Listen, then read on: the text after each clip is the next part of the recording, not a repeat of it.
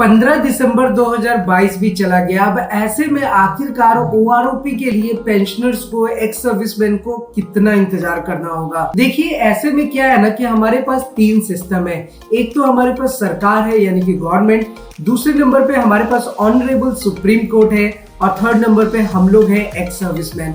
मैं आपको आसान तरीके से समझाता हूँ, बहुत ही सिंपल लैंग्वेज में और बहुत जल्दी बताता हूँ। देखिए, ये बात तो बिल्कुल क्लियर है कि जितने भी भूतपूर्व सैनिक है यानी कि जो पेंशनर्स है, वो पेंशन रिवीजन के लिए बहुत सालों से इंतजार कर रहे हैं। अब ऐसे सिचुएशन में 15 दिसंबर 2022 भी चला गया, तो अब हुआ क्या है कि आपका ओआरओपी का मामला फिर से सुप्रीम कोर्ट में है।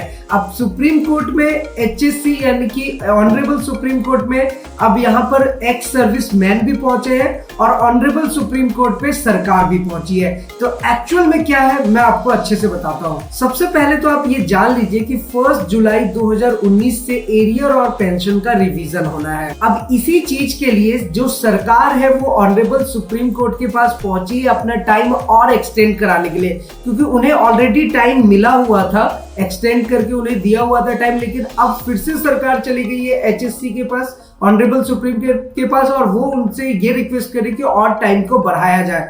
और यहाँ से जो एक्स सर्विसमैन ग्रुप है वो सुप्रीम कोर्ट के पास गए, पहले ही चले गए और उन्होंने भी ये बताया कि सरकार को टाइम नहीं दिया जाए, सरकार को टाइम नहीं बढ़ाने की दिया जाए। वो इसलिए नहीं बढ़ाने दिया जाए क्योंकि ऑलरेडी सरकार को 3 महीने का टाइम की जगह पे 9 महीने का एक्सटेंशन दे दिया गया है। वैसे दोस्तों, अगर आप ईटीएच इंडिया चैनल को फॉलो करते हैं तो आपको सारी चीजें हमने बहुत ही सिंपल लैंग्वेज में स्टेप बाय स्टेप बताया है, चाहे वो स्पोर्ट्स पेंशन पोर्टल से रिलेटेड हो, लाइफ सर्टिफिकेट से रिलेटेड हो, वन रैंक वन पेंशन से रिलेटेड हो, या फिर बैंकिंग फाइनेंस से रिलेटेड कोई भी इंफॉर्मेशन हो, सारी चीजें हम आपको स्टेप बाय स्टेप बताते हैं, प्रैक्टिकली बताते हैं। इसलिए आप ईटीएच इंडिया चैनल को सब्सक्राइब कर सकते हैं। तो दोस्तों, इसके ठीक पहले के वीडियो में ऑलरेडी हमने आपको बताया था कि मेजर जनरल सुखबीर सिंह ने जो ट्वीट किया था कि उसमें सरकार ने ऑनरेबल सुप्रीम कोर्ट से टाइम एक्सटेंड करने की डिमांड की है। वहीं पर जो आईएएसएम ग्रुप है, इन्होंने भी टाइम एक्सटेंड नहीं करने के लिए ऑलरेडी बताया था। तो इसके बारे में ऑलरेडी हमने बहुत अच्छे से एक्सप्लेन किया हुआ है। अभी मैं आपको इंपॉर्टेंट पॉइंट बता देता हूँ कि एक्चुअल में सिचुएशन क्या है। अब बेसिकली मैंने बताया आपको क्या कि एक्स सर्विसमैन सुप्रीम कोर्ट के पास जाती है और क्या कहती है कि सरकार को टाइम एक्सटेंड नहीं दिया जाए। वो इसलिए क्योंकि 3 महीने की जगह पे ऑलरेडी उन्होंने 9 महीने का समय ले लिया है। देखिए, इस बात को आप समझिए कि 16 मार्च 2022 को ऑनरेबल सुप्रीम कोर्ट ने ये फैसला दिया था कि सरकार को ओआरओपी एरियर का पूरा रिवीजन करना है और वो उसका भुगतान करना है। तो अब 16 मार्च 2022 को अगर उन्होंने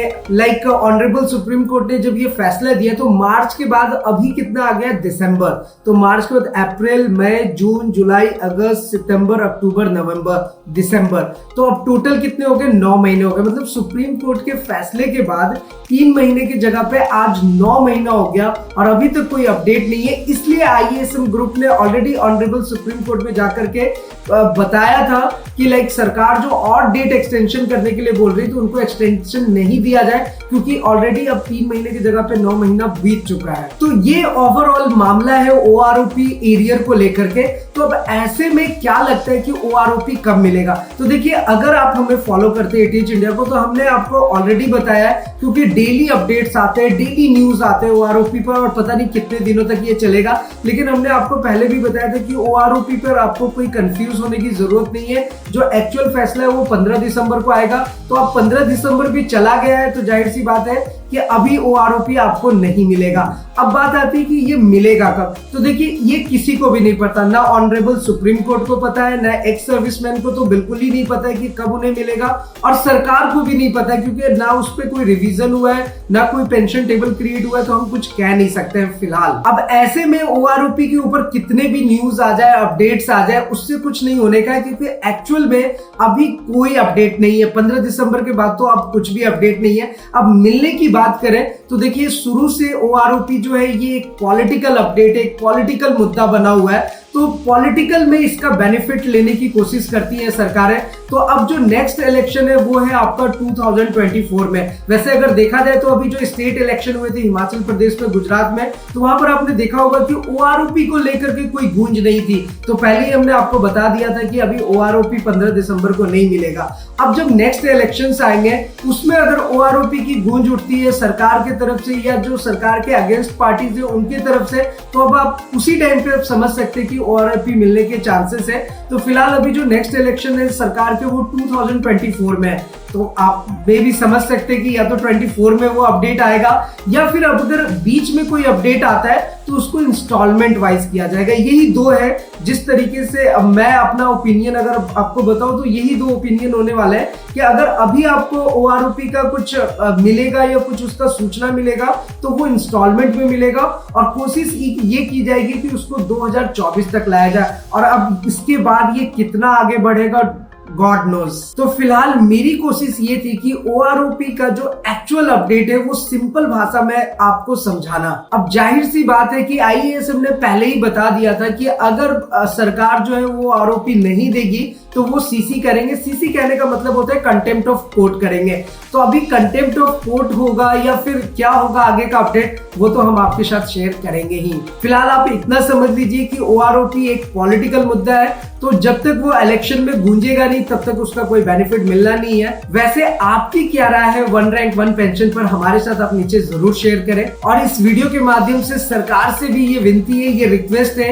कि पेंशनर्स को ORP मिलना चाहिए, क्योंकि ये पेंशनर्स का हक है। तो एनीवे जो भी लेटेस्ट ORP के अपडेट आएंगे हम आपके साथ शेयर जरूर करेंगे। और एक चीज और कहना चाहूंगा दोस्तों कि स्पर्श पेंशन पोर्टल के ऊपर ऑलरेडी हमने बहुत डिटेल में प्रैक्टिकली आपको सारा चीज बताया है कि किस तरीके से आपको लॉगिन करना है। लॉगिन करने के बाद आधार, कंसेंट, पैन कार्ड, अपना मोबाइल नंबर, ईमेल कैसे अपडेट करना है। और जिन लोगों का यूजर ID पासवर्ड अभी तक नहीं मिला, क्योंकि अभी हमारे बहुत सारे पेंशनर्स हैं जो सच में बहुत ज्यादा परेशान है स्पर्श पोर्टल को लेकर के, तो अब स्पर्श पेंशन पोर्टल को की तरफ से यानी कि PCDA की तरफ से भी एक आउटरीच प्रोग्राम लॉन्च किया गया था जो कि 13 और 14 दिसंबर को चला था, लेकिन वो भी अब क्लोज हो चुका है। उसके बावजूद अभी बहुत सारे पेंशनर्स हैं जिनको ये समस्या फेस करना पड़ रहा है। तो वहां पर PCDA को ये चाहिए कि वो ऐसे आउटरीच प्रोग्राम इंडिया के हर एक स्टेट्स में लॉन्च करें और जितनी जल्दी हो सके पेंशनर्स की समस्या का समाधान करें। और जो पेंशनर्स स्पर्श पोर्टल में लॉगिन नहीं कर पा रहे तो मेरा उनसे रिक्वेस्ट है कि आप लॉगिन कीजिए।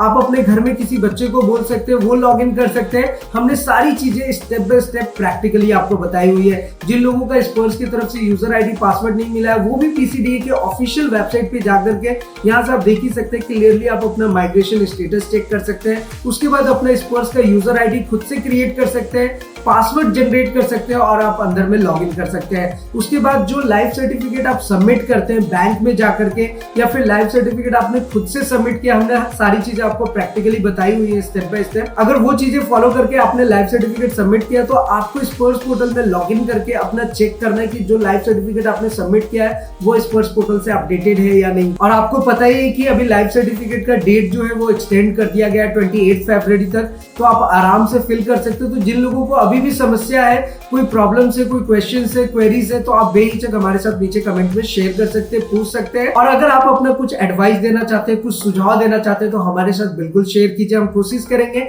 आपके सुझाव और आपके एडवाइस के अकॉर्डिंग काम करने की। तो फिलहाल दोस्तों आज के इस वीडियो में इतना है, फिर मिलते हैं किसी नेक्स्ट इंटरेस्टिंग वीडियो में। तब तक के लिए सलाम दो, वेलकम, प्रणाम, सत श्री अकाल। Keep watching, keep smiling. अपना और अपने साथ सबका ख्याल रखिए। जय हिंद, वंदे मातरम।